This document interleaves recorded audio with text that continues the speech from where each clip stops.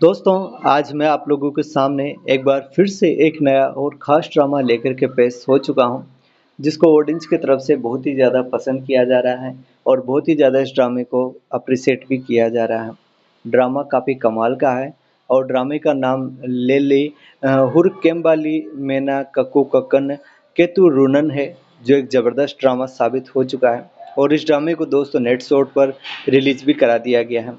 अगर आप लोगों को दोस्तों ड्रामा देखने का शौक है, स्पेशली चाइनीज़ ड्रामा आप लोगों को देखना अच्छा लगता है, तो आप लोगों को दोस्तों इस कमाल के और शानदार ड्रामे को ज़रूर से देखना चाहिए।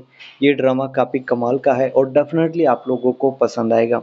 इसकी जो स्टारिंग कास्ट है उनके बारे में भी हम जानेंगे और इस वीडियो में मैं आप लोगों को इसकी IMDb रेटिंग और स्टारिंग कास्ट है और बाकी की जो स्टोरी है इस ड्रामे की, उसके बारे में हम बहुत ही डीपली और सारी चीज़ों के बारे में हम बात करने वाले हैं। तो काफ़ी कमाल का ऑल ओवर ये ड्रामा रहने वाला है और बहुत ही ज़्यादा इस ड्रामे को अप्रिशिएट भी किया जा रहा है। तो इसको आप लोगों को मिस बिल्कुल भी नहीं करना चाहिए और इसको आप लोगों को एक बार तो बहुत ही बढ़िया और अच्छे क्वालिटी कंटेंट के साथ में इस कमाल के और शानदार ड्रामे को ज़रूर से देख भी लेना चाहिए और एंजॉय भी आप लोगों को इस ड्रामे को कर लेना चाहिए। मैं आप लोगों को इसकी IMDb रेटिंग के बारे में बताऊँगा और गूगल यूज़र्स के बारे में भी आप लोगों को इस ड्रामे के बारे में बताने वाला हूँ। तो काफ़ी बढ़िया ये ड्रामा ऑल ओवर रहने वाला है, जिसको आप लोगों को एन्जॉय ज़रूर से कर लेना चाहिए और आप लोगों को ये ड्रामा काफ़ी बढ़िया अच्छा लगेगा भी सही। दोस्तों, इस ड्रामे की जो कहानी है वो दोस्तों वाक़ई में बहुत ही ज़बरदस्त है।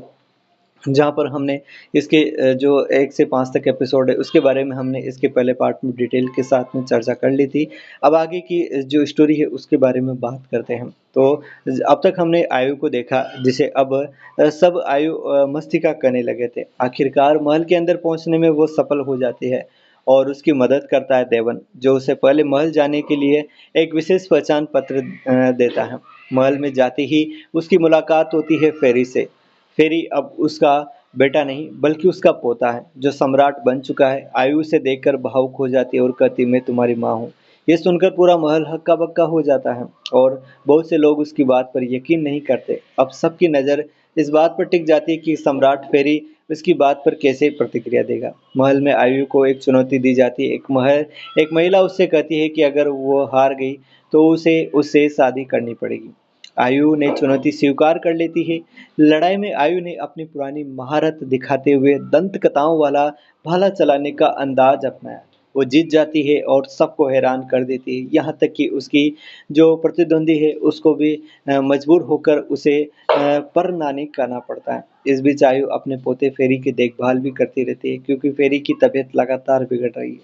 राजकुमार आदि धीरे-धीरे आयु मस्तिष्क की तरफ आकर्षित होने लगता है, लेकिन उसे यकीन नहीं होता कि आयु दरअसल उसकी परनानी है।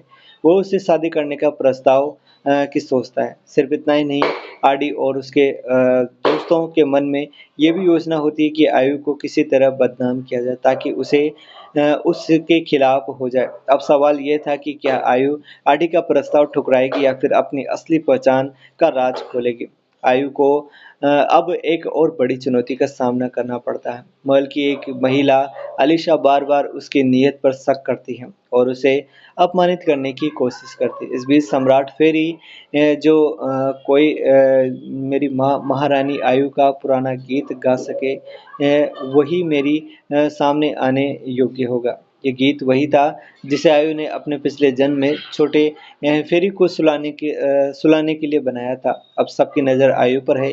क्या वो ये गीत गाकर अपनी पहचान साबित कर पाएगी? महल में एक घटना होती है जहाँ आयु पर आरोप लगता है कि उसने शाही भाले को गलत तरीके से संभाला और उसका अपमान किया। इस वजह से उत्तराधिकारी राजकुमार उस पर नाराज़ हो जाता है।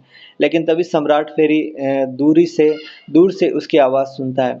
आयु वही चांदनी का गीत गाती है जिसे फेरी अपने बचपन से पहचानता था। इस गीत को सुनते ही सम्राट की आँखें भर जाती है।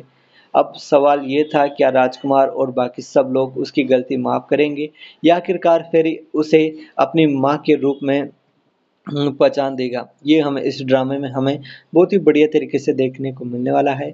और आप लोगों को बताऊँ तो दोस्तों, इसमें हमें आयु अब महल में रह रही होती है, लेकिन वहाँ उसके लिए सब कुछ आसान नहीं था। एक दिन राजकुमार एरिक पानी में गिर जाता है। उसकी माँ तुरंत आयु पर आरोप लगाती है, ये सब तुम्हारी वजह से हुआ है। वो आयु को निर्दयी कहती है और महल छोड़ने को कहती है। इतना ही नहीं, सुरयोनो का परिवार जो महल की राजधानी में ताकतवर था, उत्तराधिकारी की गद्दी पर अपनी पकड़ मजबूत करने के लिए धमकियां देने लगा था। अब आयु को तय करना था, क्या वो चुप रहकर सब कुछ सह लेगी या अपने लिए, अपने बेटे नानी के लिए डटकर खड़ी रहेगी। उत्तराधिकारी राजकुमार बहुत दिनों से बीमार था, लेकिन एक दिन अब उसने दूर से आयु की आवाज़ सुनी तो उसकी आंखें खुल गई। आयु वही चांदनी का गीत गा रही थी जिसे वो अपनी माँ की आवाज़ मानता था। राजकुमार ने तुरंत कहा, मुझे उस औरत से मिलवाओ।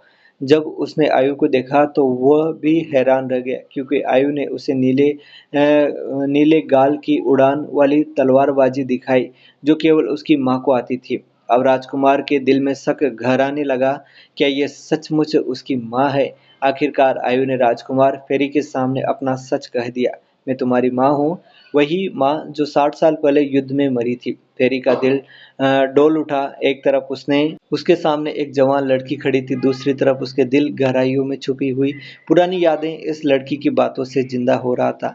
आयु ने कुछ ऐसे राज और बचपन की यादें सुनाई जो सिर्फ माँ और बेटे को पता हो सकती थी। अब फेरी के मन में सवाल था कि ये सचमुच उसकी माँ है या कोई चाल है।